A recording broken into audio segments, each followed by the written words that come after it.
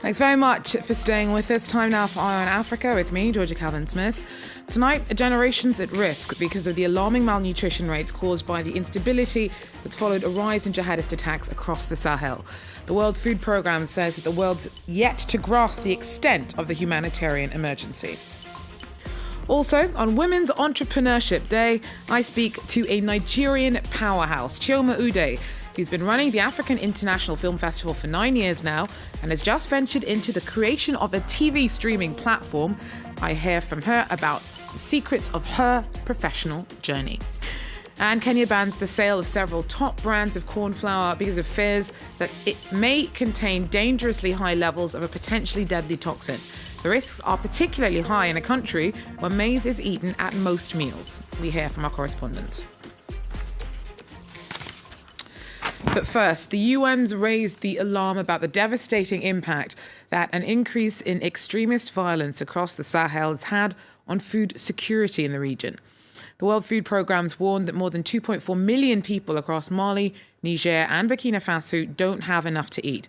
Burkina Faso has been particularly badly hit. It only saw its first major jihadist attack in 2016. 700 people have died since, and nearly 500,000 been forced from their homes. Malnutrition rates amongst the displaced have been described as staggering. Laurent Berstacker tells us more. Forced to flee his home village after it was attacked by armed groups, Sawadogo Usman left everything behind. The former farmer and his family now live in this refugee camp in northern Burkina Faso. Far from their fields and their livestock, they often have no choice but to forage for leaves and roots to feed themselves. What we need now is food. Everything else can wait. Once we get food, then we will worry about clothes. Like Usman and his family, more than 850,000 people are currently displaced in the Sahel region, with more than half hailing from Burkina Faso.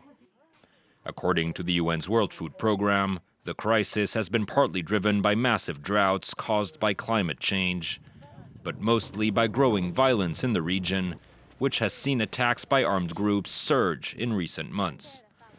The United Nations say urgent action is required to prevent the situation in the Sahel from spiraling out of control. As we speak, millions of people are desperately hungry in the Sahel. Hundreds of thousands of people are being displaced. Thousands of people are being killed because of extremism and violence. This is a catastrophe, and we've got to act, and we've got to act now. The World Food Programme has already fed over 2.6 million people this year in the Sahel, but the organization says this is far from enough and has called for increased funding to provide urgent food aid to another 2.5 million individuals currently at risk of famine. South African Airways continued talks with striking unions on Tuesday as a devastating strike over wage and job cuts continued. The carriers managed to resume some regional flights, but it has warned that only a deal can resolve the current crisis. Hundreds of flights have been cancelled since the walkout began last Friday. About a fifth of the workforce are still on strike. The government insists that it has no more money for the state airline. Now, November the 19th was Women's Entrepreneurship Day. Africa is the only region in the world where more women than men set out to start their own businesses. But their profits are reckoned to be on average about 38% lower than their male counterparts. The underperformance is partly down to the difficulties women face in accessing capital, more lucrative sectors, and training. Well, one woman who successfully navigated these hurdles is Nigeria's Chioma Ude. She founded the Africa International Film Festival about a decade ago, runs a film training institute, and has just launched an ambitious TV streaming service called Invivu. It could be summed up as being something like the free African Netflix. Earlier, I asked her whether she thought that her sex ever got in the way of her ambitions. We're in Africa, and so it quite demands more here. Things are changing, I'll tell you that, but it's still such a struggle, especially with accessing finance and just your everyday being. And how do you overcome that?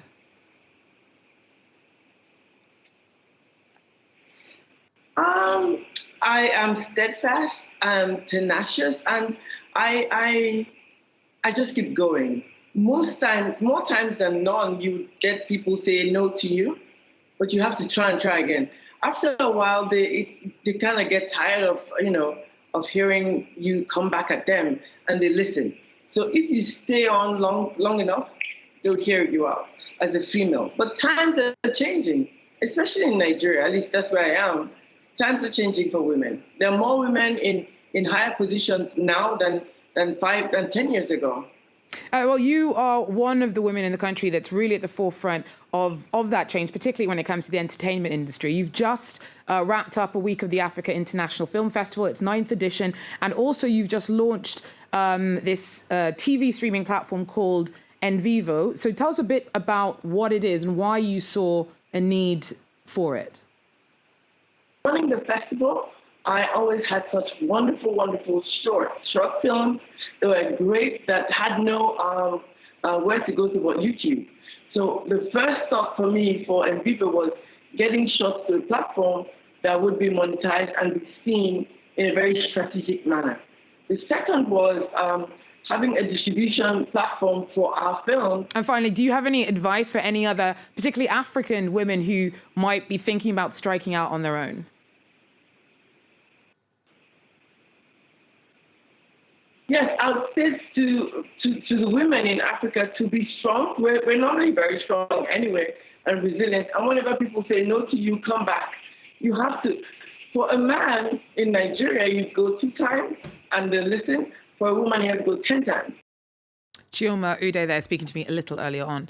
Now, Kenya's banned the sale of several top brands of corn flour because they may contain dangerously high levels of aflatoxin.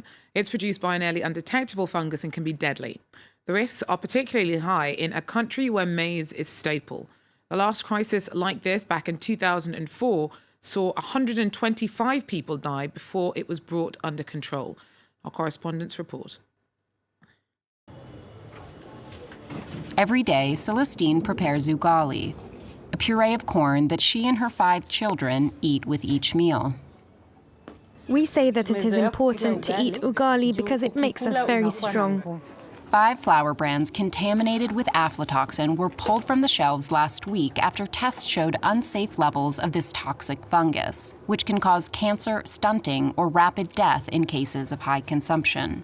I was afraid when I saw on TV that they said the brand I used wasn't fit for consumption, so I stopped cooking it. In grocery stores in Nairobi, tainted packages are gone and merchants have had to restock quickly. Some customers told me they couldn't eat the flour that I sold them, that it was forbidden. So I stopped selling it. I bought flour of better quality so I could keep making money. The banned brands are widely sold across Kenya, and with dozens of maize products, there's confusion about what's safe. The fungus is invisible, but it contaminates maize at every step of production. This institute conducts research to improve the staple crop.